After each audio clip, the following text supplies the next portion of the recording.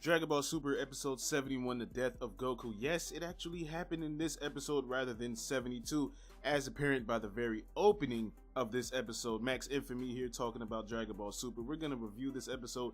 Not a lot actually happened, but there were a lot of foreshadows and a lot of things to notice, which I wanted to talk about in this video now that I'm back and got some things situated. But obviously, like I said, the episode starts off with Goku dead. I mean, just gone. Even Gohan, Goten, Piccolo finds him.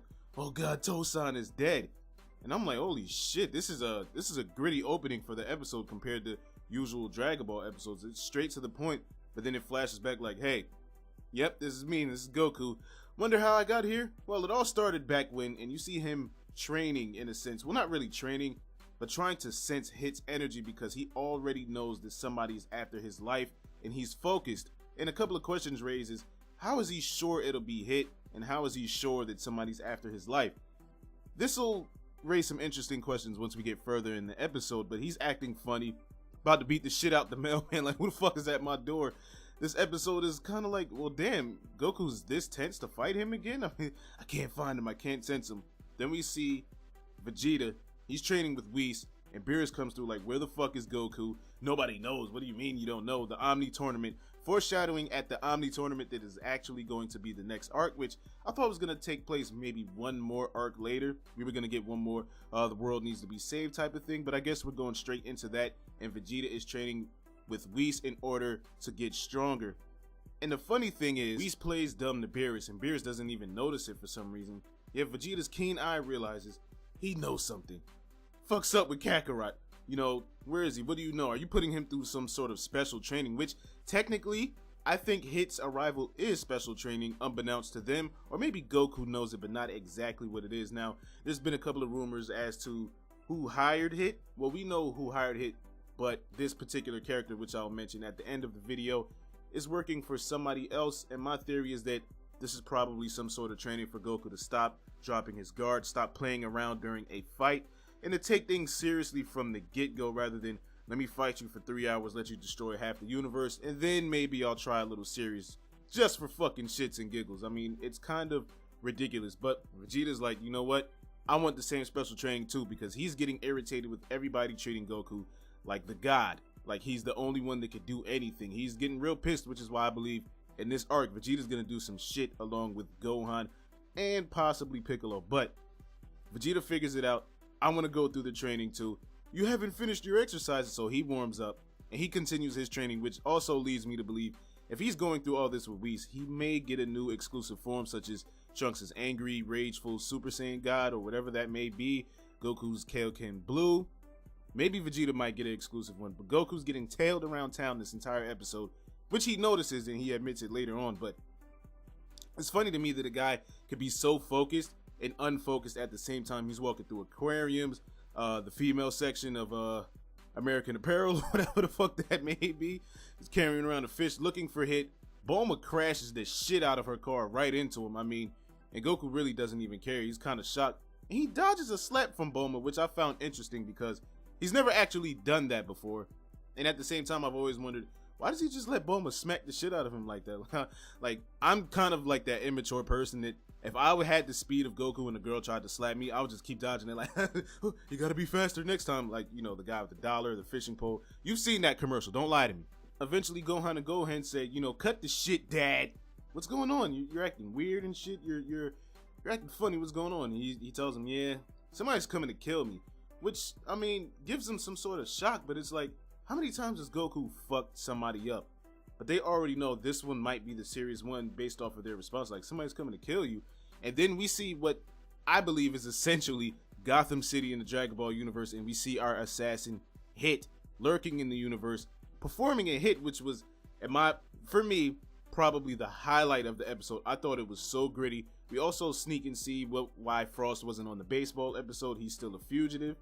But nonetheless, this mobster guy, or whatever it is, he looks like Evil Boss, generic evil fuck number 7 or something like that. He's in his space, and Hit's time skip is either improved or it's just like this how it works on people that operate at normal speeds versus somebody as fast as Goku and Vegeta. I mean, he's walking past security, nobody even notices it, and on top of that, This guy can also do time skip, yet enter other people in the time skip to freeze frame with them and sort of have a you're about to die, so any other pathetic words you have to say before I punch you in your face type of situation, which I found to be incredibly gritty. The guy begs for his life, as you know, typical guys who are about to die by a super turbo John Wick ass assassin does. He shockwaves this guy's heart apart, or at least stops it. From what I believe, he stops it, because he will do the same thing to Goku later on. He's done, escapes unharmed, and sees that his next target is none other than Sun-kun. For a quick second, we see Vegeta still training again, and I still do believe that Whis is secretly training Vegeta to be the god of destruction or to replace Beerus. Between him and Goku, I think Whis is looking for a replacement. I mean, he wants these guys strong, regardless of the tournament. I don't think Whis even really cares about the tournament. Like, yeah, sure, I'll watch. It'll be fun, it'll be entertaining, but I think their training methods are for other purposes, because they received training way before the tournament was even an idea. On back to the episode. All right, Hit shows up. Yeah, I'm here to kill you.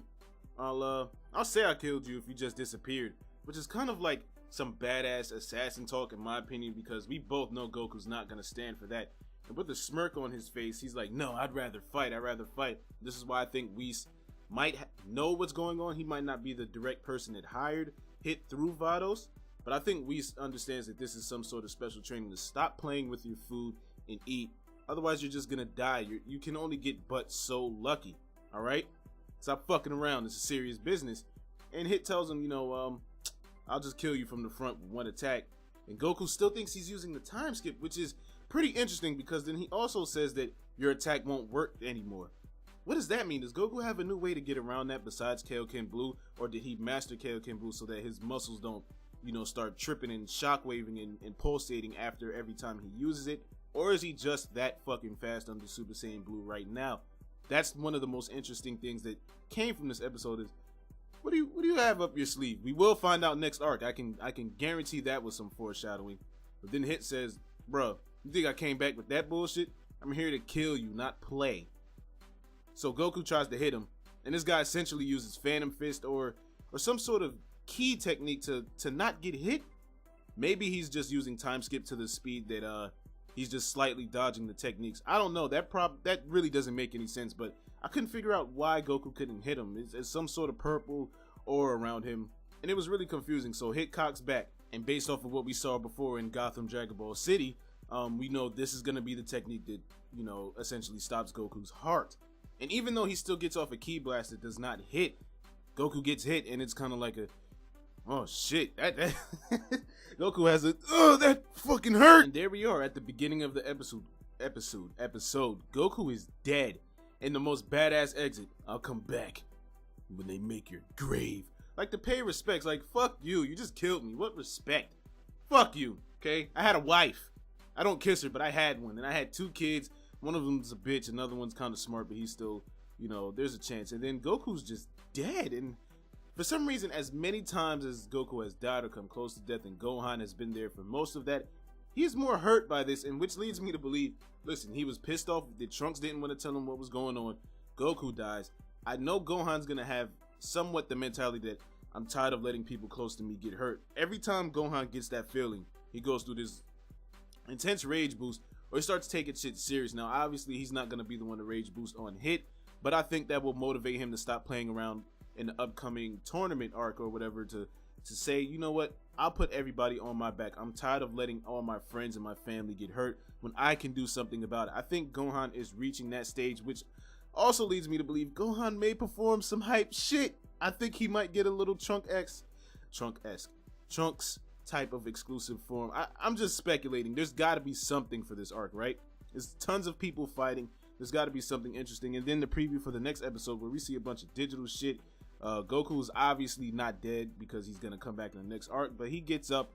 Spoilers, I think it has something to do with the shockwave from his ki blast, but he's fighting Hit. So now the question is he dodging that shockwave move, or is Hit not using it anymore because how come you didn't die? Maybe I'll try something else. It'll be interesting. And how will this fight end? By the way, the animation for this looks terrible.